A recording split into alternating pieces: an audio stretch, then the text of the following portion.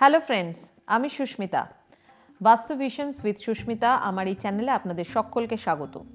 এই চ্যানেলে আমি চেষ্টা করি আপনাদেরকে বাস্তু এবং অ্যাস্ট্রোলজি নিয়ে বিভিন্ন তথ্য দেওয়ার। প্রত্যেক দিনের মতো আজকেও কিন্তু অনেক তথ্য নিয়ে আপনাদের সামনে এসেছি। দেখুন, মানুষের সারাদিনের জীবনে প্রচুর সমস্যা থাকবে, এটা খুব স্বাভাবিক। সমস্যা নিয়েই আমাদেরকে চলতে হবে এবং জীবনের বিভিন্ন পর্যায়ে বিভিন্ন ধরনের সমস্যা। যখন ছোট ছিলেন তখন স্টুডেন্ট লাইফে এক ধরনের সমস্যা, ভালোভাবে কেরিয়ার তৈরি করব সেটার একটা সমস্যা, কেরিয়ার জীবনে পৌঁছলাম তো জব স্যাটিসফ্যাকশন নেই বা ব্যবসায় ঠিকঠাক মতো নিজেকে প্রতিষ্ঠিত করতে পারছেন না, বিভিন্ন ধরনের সমস্যা। তারপর সংসার জীবনের সমস্যা, তারপরে সন্তানদেরকে নিয়ে বিভিন্ন ধরনের সমস্যা। দেখুন, সমস্যা মানুষের জীবনে থাকবে, সমাধানের পথ থাকবে, আর এই সব কিছুর মধ্যে দিয়েই আমাদেরকে হাসি খুশি ভালো থাকতে হবে। ভালো থাকার জন্য যদি সামান্য কিছু পরিবর্তন আপনি আপনার বাস্তুতে, আপনার বাড়িতে করতে পারেন, তাহলে কিন্তু আপনি অনেক ভালো থাকতে পারেন। এবার বাড়িতে কি কি ভালো করতে পারেন? আপনার বাড়ির যদি ঈশান কোণ, যেটাকে ভগবানের স্থান বলা হয়, নর্থ ইস্ট কর্নার, সেটা যদি কোনো রকমভাবে দোষের মধ্যে পড়ে যায়, তাহলে কিন্তু বাস্তুতে প্রচুর সমস্যার তৈরি হবে এমনিতেই। কারণ আমাদের সবকটা ডিরেকশনের মধ্যে ঈশান কোণ হচ্ছে সবথেকে গুরুত্বপূর্ণ, নর্থ ইস্ট কর্নার। ঈশান কোণের অধিপতি গ্রহ হচ্ছে বৃহস্পতি, অর্থাৎ গুরুর স্থান। যদি এই গুরুর স্থান আপনার বাড়িতে ঠিক না থাকে, বাড়িতে যেরকম পড়াশোনার দিক থেকে সমস্যা, অর্থনৈতিক দিক থেকে সমস্যা, মানসিক দিক থেকে সমস্যা এবং পারিবারিক বিভিন্ন জায়গা থেকে কিন্তু সমস্যার সৃষ্টি হতে পারে। অ্যাকচুয়ালি স্পিরিচুয়ালিটির জায়গাও কিন্তু বলা হচ্ছে এই নর্থ ইস্টকে। আর স্পিরিচুয়ালিটিকে ইনক্রিজ করবার মতো গ্রহ আমরা জানি কেতু। কেতু আপনার হরোস্কোপের মধ্যে যদি সঠিক পর্যায়ে থাকে বা সঠিক জায়গায় থাকে, পজিশনে থাকে, তাহলে কিন্তু স্পিরিচুয়ালিজমও কিন্তু আপনার মধ্যে থাকবে। আর এই স্পিরিচুয়ালিটির জায়গা হচ্ছে আপনার বাস্তুর মধ্যে ঈশান কোণ। অনেক মানুষের বাড়িতে এই ঈশান কোণ ভীষণভাবে ডিফেক্টের মধ্যে থাকে, ভীষণভাবে নেগেটিভ ভাইব্রেশন কিন্তু ফর্ম করে থাকে। আর নেগেটিভ ভাইব্রেশন ফর্ম করা মানেই হচ্ছে বিভিন্নভাবে আপনার জীবনে তার প্রভাব পড়া। কিভাবে প্রভাব পড়তে পারে? দেখুন, আমি আমার প্র্যাকটিক্যাল অভিজ্ঞতা দিয়ে আপনাদেরকে বলছি। থিওরি যা বলছে তার সাথে কিন্তু এই অভিজ্ঞতারও প্রচুর মিল আছে। তার কারণ, যাদের বাড়ির ঈশান কোণ ভারী হয়ে আছে, ভারী মানে কি? ভারী মানে হচ্ছে সিঁড়ি, স্টেয়ারকেস। যদি সিঁড়ির পজিশন আপনার বাড়ির ঈশান কোণে থাকে, তাহলে সেটা অশুভ, সেটা বাস্তু ফল্টের মধ্যে পড়ে যায়, বাস্তু গাইডলাইন্সের বিপক্ষে পড়ে, অর্থাৎ একটা দারুণভাবে আপনার জীবনে তার একটা নেগেটিভ প্রভাব পড়ে। আপনি যা কিছু করবেন তার একটা অ্যাডভার্স প্রভাব কিন্তু আপনার ওপর পড়বে। এবং যাদের বাড়ির ঈশান কোণে সিঁড়ির অবস্থান রয়েছে এবং সেই বাড়িতে কিন্তু যদি সিঁড়ির তলায় কোনো রান্নাঘর থাকে, তাহলে কিন্তু সেটা আরও সাংঘাতিক। আমি বলবো, আজকে যারা আমার এই এপিসোডটা দেখছেন, তারা কিন্তু চেষ্টা করুন, যদি কারোর এরকম থাকে সিঁড়ির তলায় রান্নাঘর রয়েছে, সেটাকে কিন্তু সরিয়ে নেবার চেষ্টা করুন। বেসিক্যালি সিঁড়ির তলাটাকে কিন্তু এইভাবে ডাম্প করে রাখাটা কিন্তু উচিত নয়, কোনো স্টোরেজ কিছু জিনিসপত্র দিয়েও কিন্তু রাখাটা উচিত নয়। কিভাবে রাখা উচিত সেগুলো আমার এপিসোডগুলো ফলো করলে আপনারা বুঝতে পারবেন। তবে আজকের যে টপিকটা, সেটা যেহেতু নর্থ ইস্ট, তাহলে নর্থ ইস্টে কী করতে হবে? নর্থ ইস্টে সিঁড়ির পজিশন থাকলে পরে বাড়িতে আপনার মানসিক সমস্যা থাকবে। কীরকম? মেন্টালি প্রবলেম, মেন্টালি সিক, সাইকিয়াট্রিস্টের কাছে যেতে হয়, ওষুধ খাওয়াতে হয়, রেগুলার ও ডাক্তারের ওষুধ খাচ্ছে, এরকম পেশেন্ট কিন্তু আপনার বাড়িতে থাকবে। যারা মানসিকভাবে বিভিন্ন ধরনের অসুস্থতার মধ্যে পড়ে রয়েছেন, মেন্টালি তারা কিন্তু ঠিক নেই, ফিজিক্যাল প্রবলেমের সাথে সাথে কিন্তু মানসিক সমস্যা একটা বড় সমস্যা, জীবনে তার প্রচুর প্রভাব পড়ে। আমি শুধুমাত্র ডিপ্রেশন আর অ্যাংজাইটির কথা কিন্তু বলছি না। নর্থ ইস্টে যাদের সিঁড়ির অবস্থান রয়েছে, নর্থ ইস্টে যাদের বাড়িতে বিভিন্ন ধরনের বাস্তু দোষ রয়েছে, তাদের কিন্তু মানসিক সমস্যা প্রচুর পরিমাণে দেখা যায়। ভীষণভাবে কিন্তু মেন্টাল হেলথটা কিন্তু এফেক্ট করে, মানসিক সমস্যা প্রচুর। সেই বাড়িতে মেন্টাল প্রবলেমের কিন্তু মানুষ থাকে এবং তাদের রেগুলার ওষুধ খাওয়াতে হয়। এমন কি অবস্থা হতে পারে, তাকে বাড়ি ছেড়ে অ্যাসাইলামেও যেতে হতে পারে। এই ধরনের কিন্তু হয়ে থাকে। এটা আমি শুধুমাত্র বাস্তুর থিওরিটিক্যাল কথাই বললাম না, এর সাথে সাথে কিন্তু এটা কিন্তু আমার প্র্যাকটিক্যাল অভিজ্ঞতা। আমার কিন্তু এরকম প্রচুর কেস আমার কাছে এসেছে যাদের এই ধরনের সমস্যার মধ্যে পড়ে রয়েছেন। কি করতে হবে? করতে হবে বাস্তু দোষকে দূর করতে হবে। বাস্তু দোষকে দূর করবার বিভিন্ন উপায় রয়েছে, পদ্ধতি রয়েছে, সেগুলোকে ফলো করতে হবে। এখন আমি উপায় নিয়ে কথা বলবো না, কিন্তু কথা বলবো দোষটাকে আগে ডিটেক্ট করা ঠিক মতো, যে আপনার বাড়িতেও আছে কিনা। প্রথমেই আপনি আপনার মোবাইলের মধ্যে একটা কম্পাস অ্যাপকে ডাউনলোড করে নিন এবং সেই কম্পাসটাকে আপনার কোমরের হাইটে রেখে ঘরের ব্রহ্মস্থলে গিয়ে সেটাকে রাখুন এবং দেখুন 0 ডিগ্রি কোন দিকে পয়েন্ট করছে। তাহলে সেটা নর্থ হয়ে গেল। এবার আপনার নর্থ ইস্টটা বুঝতে সুবিধা হবে। ডাইরেক্ট 45 ডিগ্রি অ্যাঙ্গেল হচ্ছে আপনার নর্থ ইস্ট।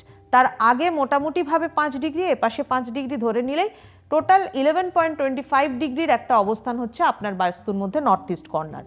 সেই কর্নারে যদি টয়লেটের পজিশন পড়ে, তাহলে কিন্তু আপনি যে পরিমাণ খাটেন, যে পরিমাণ কষ্ট করছেন, সেই পরিমাণ কিন্তু রোজগার আপনি করতে পারবেন না, সমস্যা কিন্তু আসবেই।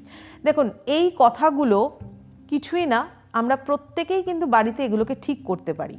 ঠিক করলে পরে কিনা আমরা কিন্তু ভালো থাকতে পারি, সুখে থাকতে পারি। এই যে মানসিক সমস্যা নিয়ে যারা পড়ে রয়েছে, যে সমস্যায় পড়েছে তাকে নিয়ে তো যেরকম সমস্যা, আশেপাশের লোকেরাও কিন্তু তাকে নিয়ে সমস্যার মধ্যে পড়েন। প্রত্যেকেরই জীবনে এটা কিন্তু এফেক্ট করছে। যে মানসিক সমস্যায় রয়েছে তাকে যেরকম ডাক্তারের কাছে নিয়ে যেতে হচ্ছে, তিনি যেরকম ওষুধ খাচ্ছেন, তার জীবনের যেরকম অনেকগুলো সময় নষ্ট হয়ে যাচ্ছে, তার সাথে সাথে তার পরিবারের লোকেরা তারাও কিন্তু ভীষণভাবে কষ্টের মধ্যে পড়ে রয়েছেন তাকে নিয়ে। তাহলে সবাই এফেক্ট হচ্ছে। তাহলে এই ধরনের বাস্তুতে যদি সব থেকে ভালো হয়, ওই জায়গাটাকে টোটালি, সিঁড়ি তো, স্টেয়ার কেস তো মানে একদমই ঠিক রাখা যায় না ওটাকে, তো সেটাকে একটু টোটাল ডেমলিশ করে আবার তৈরি করা উচিত যদি আপনার বাড়ি হয়। এবার ধরুন আপনি করতে পারবেন না, সেক্ষেত্রেও বিভিন্ন উপায় রয়েছে।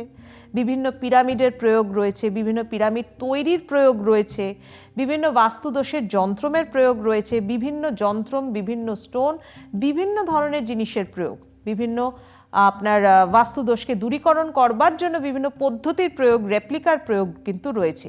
এগুলো বিচার্য বিষয় যে আপনার বাস্তুতে কি ধরনের সমস্যা, কোন ডিগ্রিতে কোন জায়গায় আপনার সিঁড়ির অবস্থানটা রয়েছে।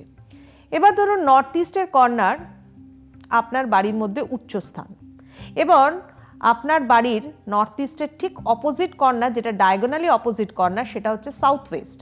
সাউথ ওয়েস্টের দিকটা হচ্ছে নিচু আর নর্থ ইস্টেরটা উঁচু। এই রকম থাকলে পরে অ্যাকচুয়ালি এই নর্থ ইস্ট সাউথ ওয়েস্ট যখনই আমি বলছি, তখনই কিন্তু অনেকেই চিন্তা করতে পারেন যে উঁচু নিচুটা বুঝবো কী করে। এক হচ্ছে, যদি আপনার নর্থ ইস্টের দিকে ড্রেনেজ সিস্টেম থাকে, ইটস গুড, খুব ভালো, ভীষণ ভালো, কারণ তার মানে জলটা ওই দিক থেকে বেরোচ্ছে, মানে আপনার জমির যে স্লোপিংটা সেটা কিন্তু ওই দিকেই রয়েছে, মানে ইনক্লিনেশনটা কিন্তু আপনার ওদিকেই রয়েছে। কিন্তু আপনার দেখুন, আপনি আপনার ছাদে উঠলেও বুঝতে পারবেন রুফ স্ল্যান্টিংটা কোন দিকে রয়েছে, ছাদের যে স্ল্যান্টিংটা, ড্রেনেজ পাইপগুলো কোন দিক থেকে রয়েছে, তাহলে আপনি বুঝতে পারছেন যে কোন দিকে স্লোপিংটা রয়েছে। স্লোপিং যদি নর্থ ইস্টে থাকে ভালো, আর যদি না থাকে, যদি সেই স্থানটা উচ্চস্থান, ভারী স্থান থাকে, তাহলে বাস্তুদোষকে কিন্তু কাটাতে হবে। বাস্তুদোষকে কাটালে পরে কিন্তু আপনি অনেকটা ভালো থাকতে পারবেন। ঈশান কোণের বাস্তুদোষ মানুষের জীবনে বিভিন্নভাবে এফেক্ট করে, কারণ বৃহস্পতির মতো একটা গ্রহ, যাকে আমরা গ্রহদের মধ্যে গুরু বলে থাকি, সেই গুরুর স্থানটা কিন্তু ডিস্টার্ব। তার মানে কি, আপনি অর্থ রোজগার করেন, সঞ্চয় করতে পারেন না। আপনার অর্থ রোজগার হচ্ছে, খুব একটা কি সঠিক উপায় হচ্ছে, একটু কি অন্যায়ভাবে হচ্ছে না, সেটাকে আপনি ঠিক করতে চাইছেন, কিন্তু কিছুতেই ট্র্যাকে ফিরতে পারছেন না। বা হয়তো দেখা যাচ্ছে আপনার নর্থ ইস্টে টয়লেটের অবস্থান, বাড়িতে অনেক চেষ্টা করেন সকলের মধ্যে মিলমিশ বজায় রাখবার, কিছুতেই পারছেন না, শান্তি নেই। হয়তো অর্থ আছে কিন্তু শান্তি নেই বাড়িতে। ঈশান কোণে যদি আপনার কোনো রকমভাবে সেপটিক ট্যাঙ্ক থাকে, তাহলে কিন্তু আপনি হাজার চেষ্টা করলেও, আপনার যোগ্যতা থাকলেও কিন্তু আপনি সঠিক জায়গায় জীবনে উন্নতি করতে পারবেন না। জীবনে উন্নতিতে ভীষণভাবে বাধার কিন্তু সৃষ্টি হবে। আর এই জায়গাটাকে কেন আমরা বলি, এই যে আমি একটু আগে বলছিলাম যে দক্ষিণ পশ্চিম কর্নারটা ভারী, উত্তর পূর্ব কর্নারটা আপনাকে ঢালু রাখতে হবে। অ্যাকচুয়ালি এটার পেছনে একটা কারণ আছে, কারণ বাস্তু পুরুষের অবস্থান আছে আমাদের ভূমিতে, প্রত্যেকের ভূমিতে, আমার আপনার প্রত্যেকের ভূমিতে কিন্তু বাস্তু পুরুষ অবস্থান করেন। বাস্তু পুরুষ কিভাবে অবস্থান করেন? শায়িত অবস্থায়, প্রণামের ভঙ্গিতে। তার সামনের দিক, মাথার নতর যে দিকটা, সেটা থাকে নর্থ ইস্টের দিকে, আর যেটা হচ্ছে আপনার মানে পায়ের দিকটা, সেটা থাকে সাউথ ওয়েস্টের দিকে। তার নাভির অংশে থাকে হচ্ছে ব্রহ্মস্থল, অর্থাৎ ব্রহ্মার অবস্থান। কেন ব্রহ্মার অবস্থান? এর পেছনে একটা গল্প আছে, কারণ তিনিই তাকে শায়িত করে দিয়েছিলেন এই ভূমির মধ্যে, এবং যেহেতু তাকে সৃষ্টিও করা হয়েছিল এবং তাকে আবার ধ্বংসও করে দেওয়া হয়েছিল, সেই কারণেই তাকে মানে আশীর্বাদ করা হয়েছিল যে সারাটা মানে যুগ যুগান্তর ধরে বাস্তু পুরুষকে যে কোনোভাবে বাস্তু যখন আপনার স্থাপন হবে, যেখানেই আপনি বাড়ি নির্মাণ করুন বা তৈরি করুন, এই বাস্তু পুরুষের পুজো ছাড়া কিন্তু কখনো সেটা সম্ভব হয় না। যাই হোক, এটার পেছনে অনেক বড় একটা গল্প রয়েছে।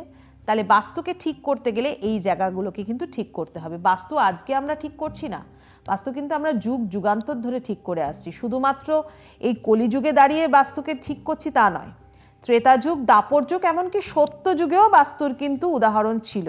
কারণ যখন আমরা শাস্ত্র পাঠ করি তখন দেখি এই বাস্তু সম্পর্কে কিন্তু জ্ঞান পাওয়া যায় সত্য যুগেও। সত্য যুগ অর্থাৎ যে যুগে ভগবান শিব এবং তার সাথে সাথে মানে আমাদের যে ত্রিমূর্তি আর কি, যাকে আমরা বলি ভগবান শিব, ভগবান বিষ্ণু এবং ব্রহ্মা, তাদের সাথে অর্থাৎ সেই সময় সেই যুগে সৃষ্টি হয়েছিল কিন্তু মানে সৃষ্টি হয়েছিল রাবণের, এবং পরবর্তীকালে ত্রেতা যুগে তাকে ধ্বংস করে রাম, তাকে শেষ করে রাম, কিন্তু তার সৃষ্টি কিন্তু হচ্ছে সত্য যুগে। এবং সেই যুগে রাবণের থেকে বড় বাস্তুবিদ, বাস্তুকার কিন্তু আর কেউ ছিল না। তার যেরকম জ্ঞান ছিল বাস্তু সম্পর্কে, তার জ্ঞান ছিল কিন্তু আমাদের অ্যাস্ট্রোলজি, অর্থাৎ অ্যাস্ট্রোলজি সম্পর্কেও কিন্তু তার প্রচুর, জ্যোতিষশাস্ত্র সম্পর্কেও কিন্তু তার প্রচুর জ্ঞান ছিল, যদিও সে তার দাদুর কাছ থেকে শিখেছিল। এটার পেছনেও একটা গল্প আছে, আমার ভীষণ ইন্টারেস্ট লাগে, মানে পার্সোনালি আমি ভীষণভাবে পছন্দ করি এই গল্পগুলো, এবং আমি চেষ্টা করব যদি আপনারাও পছন্দ করেন, আপনারাও শুনতে চান আমার কাছ থেকে এই ধরনের গল্প, তাহলে কিন্তু আমিও নিশ্চয়ই চেষ্টা করব আপনাদের সাথে এগুলো শেয়ার করবার। ভালো লাগবে, আমারও বলতে ভালো লাগবে, এবং আশা করি আপনাদেরও শুনতে হয়তো ভালো লাগবে।